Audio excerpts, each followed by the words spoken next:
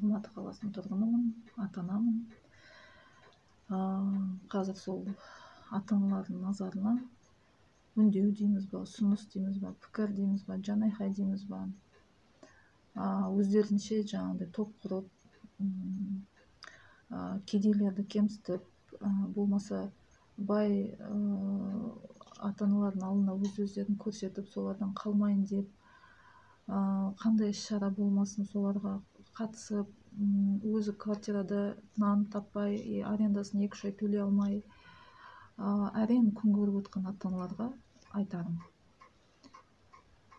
сіздер қоғамда тұрасыздар. Бұл қоғам Қазақстан Республикасы егеменді ел. Біздің өзіміздің туымыз бар, рәміздеріміз бар, конституциямыз бар. Сіз адам ретінде құқылысыз. Білім алуға балаларыңыздың емін-еркін өз ана тіліңізде сөйлеуге, мемлекеттік тілде. Қазақ болсаңыз, басқа ұлттарға азайып тұрған жоқпын.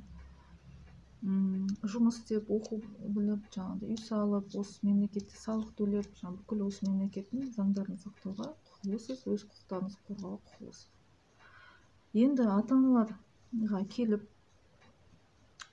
жаңағыдай мерекелерге сыйлық сыйлаймын, сыйлық аламыз балаларға, балабақшадан келе жатып, мектеп, ары қарай туған күнге ақша жинаймыз деп, студенттер, мысалы студенттерге де алдыңызға ақша жинау мәселесі оқу орындарда, балабақшаларда, студенттік енді общага түсінікті, енді әр группа өздері біледі ғой, кім-кіммен достасады. Енді студенттерге жарайтын ішілі тиіспей ақ қояйын.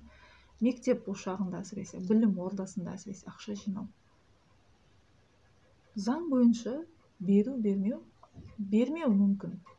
Толық заңдамада құқылы ақша жинауға болмайды деп апайлардың өздері айтып тұр. Мен таң қалам, біздің осындай бір көтек, көташар дей ма, қандай бір сондай ата-аналарға таң қалам. Балаларыңызға сыйлық аласыздар ма? Өздеріңіз үшін өз үйлеріңізде соны жасаңыздар. Неге көпшілікке оны көрсету керек?